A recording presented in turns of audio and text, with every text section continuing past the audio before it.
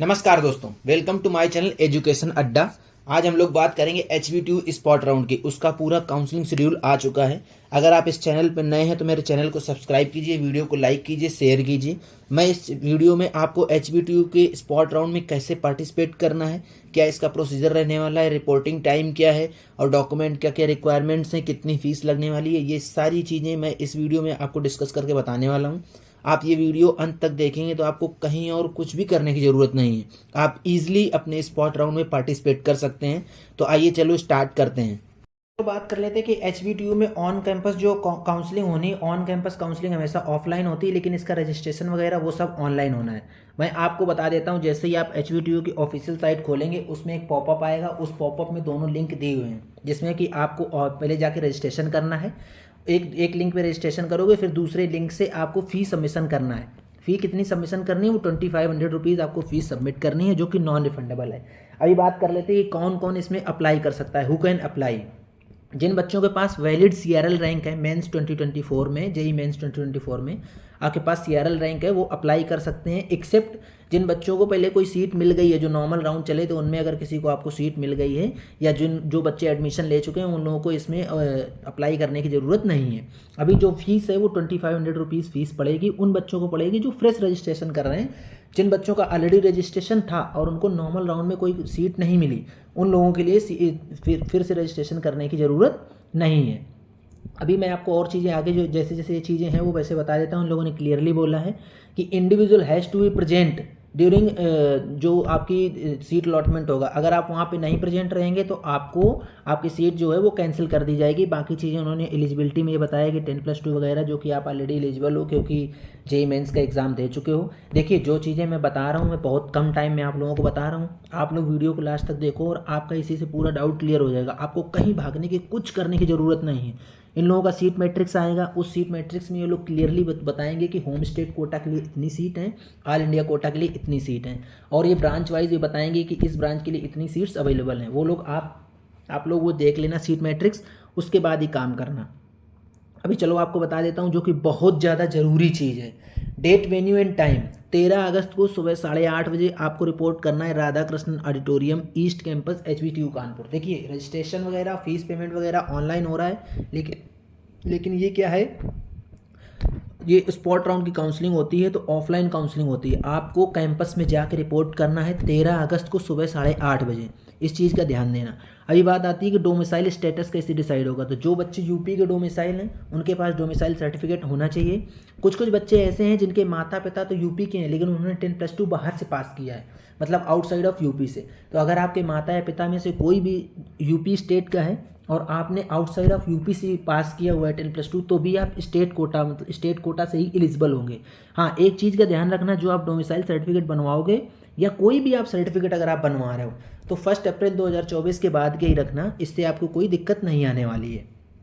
ठीक है, अभी चलो आगे और चीज़ें डिसाइड कर देता हूँ। ऑफलाइन काउंसलिंग प्रोसीजर क्या है। प्रोसीजर इनका सिंपल यही है, 7 अगस्त से लेके 12 अगस्त के बीच में आपको रजिस्ट्रेशन कर देना है और रजिस्ट्रेशन फ़ी पेमेंट कर देनी है।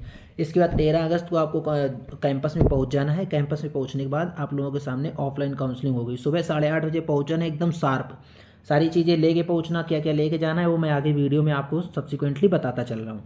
अभी देखिए, इन लोगों ने बोला है कि जो फुल एकेडमिक फ़ीस एक साथ लेंगे ये लोग 1,35,000, तो 1,35,000 फीस जमा करने के लिए आपके पास दो ऑप्शन दिए इन्होंने, या तो आप कैश लेके जाओ या तो आप डिमांड ड्राफ्ट बनवाओ। मैं सजेस्ट करूंगा आप डिमांड ड्राफ्ट बनवा लो, क्योंकि कैश कैरी करके लेके जाना थोड़ा सा रिस्की रहता है। इसलिए आप डिमांड ड्राफ्ट बनवा लोगे तो आपका रिस्क खत्म हो जाएगा। बस इतना होगा, अगर आपको सीट नहीं मिलती है तो आप जाके फिर से डिमांड ड्राफ्ट कैंसिल करवा देना, तो जो 1,500 रुपये कट जाएंगे वो कट जाएंगे। अभी अगर आप डिमांड ड्राफ्ट बनवाएंगे तो किसके फेवर में बनवाना है, वो बनवाना है finance controller, HBTU Kanpur, payable eight Kanpur. इस चीज़ का विशेष ध्यान देना। आपको जो डिमांड ड्राफ्ट बनवाना है उसमें ये एड्रेस एकदम करेक्ट होना चाहिए। इन केस आप डिमांड ड्राफ्ट बनवाने के लिए आपको कोई इशू हो रहा है तो आप सिंपल फिर कैश लेके जाइए, और कैश को थोड़ा सा देख के रखना होगा। इन लोगों ने क्लियरली बोला है कि इन केस आप फुल एकेडमिक फ़ी नहीं डिपॉजिट कर पाते हो तो आपकी सीट कैंसिल हो जाएगी। मैं सिर्फ फुल एकेडमिक फ़ीस की नहीं बात कर रहा हूँ, मैं आपको पूरी चीज़ बता रहा हूँ कि आप जितने ये लोग डॉक्यूमेंट मांग रहे हैं वो सारे डॉक्यूमेंट, एकेडमिक फ़ीस, हर एक चीज़ एकदम एक्यूरेट लेके जाना, क्योंकि वहाँ पे ऑफलाइन काउंसलिंग होती है। आप लोग वहाँ जाओगे, आप ये चीज़ें प्रोड्यूस नहीं कर पाओगे, आपके पीछे वाला बच्चा रेडी है प्रोड्यूस करने के लिए, फिर आप परेशान होगे, आपको सीट नहीं मिलेगी। तो ऐसी परेशानी ना हो, इसके लिए आप लोग सबसे पहले से ये चीज़ें अपना रेडी कर लो, ठीक है। इन लोगों ने बोला है कि जो अलॉटमेंट होगा वो स्ट्रिक्टली ऑन मेरिट बेसिस पे होगा, ये बिल्कुल सही बात है। आप लोग किसी के भी बहकावे में मत आना, कोई बोल देगा कि मैं आपको सीट दिला देता हूँ, आइए मुझे इतना पैसा दे दीजिए, ये कर दीजिए, मैं आपको स्पॉट राउंड में सीट दिला दूंगा, कहीं कुछ नहीं होता है। आजकल सारी चीज़ें जैसे आपके पास पोर्टल पे सारी चीज़ें रिलीज़ होंगी, आपकी रैंक होगी, उसी रैंक के हिसाब से चीज़ें मिल जाएंगी। हाँ, इतना हो जाता है कि जैसे कोई बच्चा सीट एक्सेप्टेंस फ़ी नहीं दे पाया, कुछ डॉक्यूमेंट में गड़बड़ी हुई, तो भले ऐसा हो कि जिसकी अच्छी रैंक थी उसको नहीं मिला, उसके लोअर रैंक वाले को मिल गया। इस चीज़ का विशेष ध्यान रखना। मैं उतनी चीज़ें कवर कर रहा हूँ जो चीज़ें आपकी ज़रूरत की हैं। बाकी इन लोगों ने बहुत ज़्यादा गाइडलाइन दी है, वो आपकी ज़रूरत नहीं है। इन केस आपको ज़रूरत लगती है तो आप मुझसे डायरेक्ट कांटेक्ट करो, मैं आपके सारे डाउट क्लियर कर दूंगा। क्लियरली बोला इन्होंने कि जो सीट कन्वर्जन होगा कैटेगरी वाइज वो कैसा होगा, ये इसमें लिखा है। STNO OSST ये आप लोग चेक कर लीजिए, अदरवाइज़ आपके काम की नहीं है। जो सीट कन्वर्जन उनको करना है वो कर ही देंगे। इन्होंने एक नोट में डाल दिया है, no conversion of EWS seats will be done. EWS quota से जो बच्चे आते हैं उनके लिए कोई कन्वर्जन नहीं किया जाएगा। No conversion of seats having cut off rank mention in the vacancy table.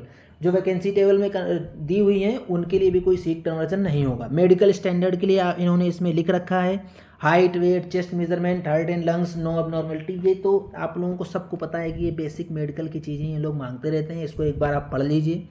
आपके पास अगर आप मेडिकल फिटनेस या हैंडीकैप हैं अगर आप, तो उसका सर्टिफिकेट के लिए आप जो आपके लिए रिक्वायर्ड चीज़ें हैं, जो रिक्वायर्ड कार्रवाई है वो आप कर लीजिए, क्योंकि किसी भी सर्टिफिकेट में कोई डिफिशियंसी नहीं होनी चाहिए आप लोग अगर स्पॉट राउंड में बैठने जा रहे हो। क्योंकि स्पॉट राउंड में कई बार ऐसा होता है आपकी रैंक मतलब बहुत ज़्यादा है, आप एक्सपेक्ट ही नहीं कर रहे हो कि आपको कॉलेज इधर HBTU में सीट मिल जाएगी, और अचानक से एक मिरेकल टाइप होगा कि आपको सीट मिल गई। इसलिए सर्टिफिकेट की साइड से जैसे आप मान लो मिरेकल हुआ या कुछ ऐसा हुआ कि आपको सीट मिल गई, फिर उसके बाद ये बात आ गई कि आपके पास सर्टिफिकेट नहीं है, तब फिर दिक्कत हो जाती है। इसलिए सर्टिफिकेट की साइड से सारी चीज़ें रेडी रखना। उन्होंने बोला है कि format for various certificate as applicable for online offline document verification at the university are available on admission website. सारी वेबसाइट पे इन्होंने डाल रखे हैं, वो जाके एक बार चेक कर लो। कुछ कुछ सर्टिफिकेट ऐसे होते हैं जिनका स्टैंडर्ड फॉर्मेट होता है, वो स्टैंडर्ड फॉर्मेट में बन जाएंगे आपके, उसी हिसाब से सारे सर्टिफिकेट बनवा लेना। सर्टिफिकेट कोशिश करना कि 1 अप्रैल 2024 के बाद के बने होने चाहिए, ठीक है। हाँ, इन्होंने अब इसके बाद बता दिया, क्लासेस विल स्टार्ट फ्रॉम अगस्त 16, 2024। 2016 अगस्त से क्लासेस स्टार्ट हैं, जिसका मतलब ये है कि 13 तारीख को आपका स्पॉट होगा। तुरंत सीट एक्सेप्टेंस फीस और पूरी फुल एकेडमिक फीस तो आपसे ले ही ली जा रही है।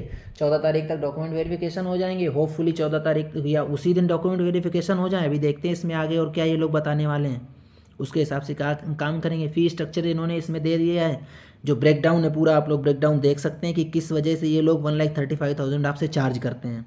इन्होंने पूरा सब दे दिया है 1,35,000 का। Now comes to important instructions. इन्होंने बोला रिपोर्टिंग एट राधाकृष्ण ऑडिटोरियम 13 अगस्त को 8:30 बजे, जो कि मैंने बता दिया।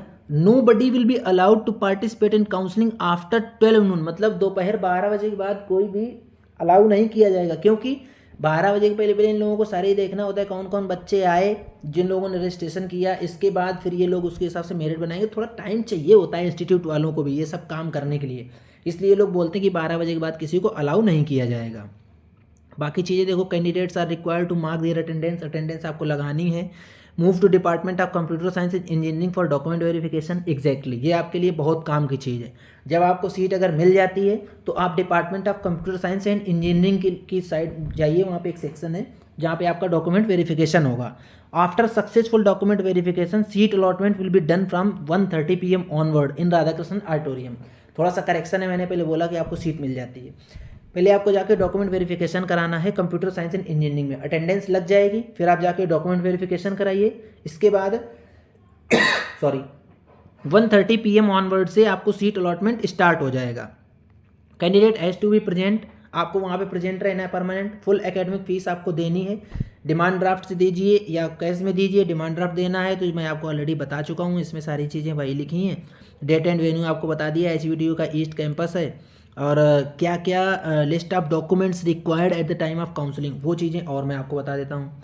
JEE मेन 2024 का रैंक कार्ड चाहिए, 10+2 की marksheet, proof for qualifying examination marksheet चाहिए, हाई स्कूल का सर्टिफिकेट, मार्कशीट सर्टिफिकेट दोनों, जो आपकी कैटेगरी है उसका certificate, domicile certificate if applicable क्या डोमिसाइल सर्टिफिकेट तो सबको चाहिए।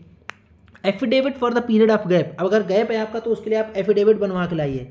आधार कार्ड का जीरोक्स लेके आइए। 2 recent passport size colour photograph 2 क्या 4 लेके आइए। Original document with 2 sets of photocopies each are required. देखिए आप सारे ओरिजिनल डॉक्यूमेंट लेके आइए, 2 सेट घर से बना के लेके आइए। कई बार ऐसा होगा कि वहाँ पे बच्चों की होगी कोई जीरोक्स की दुकान रहेगी वहाँ पे, लेकिन फिर उस समय आपको बहुत भागना पड़ेगा, कोई आपके साथ में आएगा वही परेशान रहेगा। इसलिए जो जो चीज़ें इन लोगों ने बोली हैं वो सब अपने घर से ही रेडी करके लेके आइए।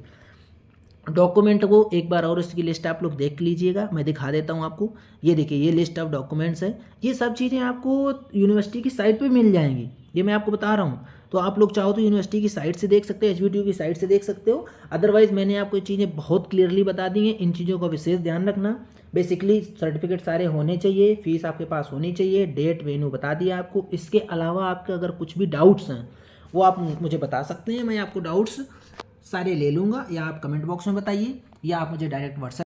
अगर आपको कोई भी काउंसलिंग रिलेटेड कुछ भी हेल्प चाहिए तो आप हमारी टीम से कांटेक्ट कीजिए, हमारी टीम आपका फुल सपोर्ट करेगी। हम लोग सुबह 10 बजे से शाम को 9 बजे तक काम करते हैं। आप बेझिझक हमें कॉल कीजिए, व्हाट्सएप कीजिए, मेल कीजिए, हम आपका फुल सपोर्ट करेंगे। इस वीडियो को यहीं ख़त्म करते हैं, तब तक के लिए टाटा बाय बाय, जय हिंद।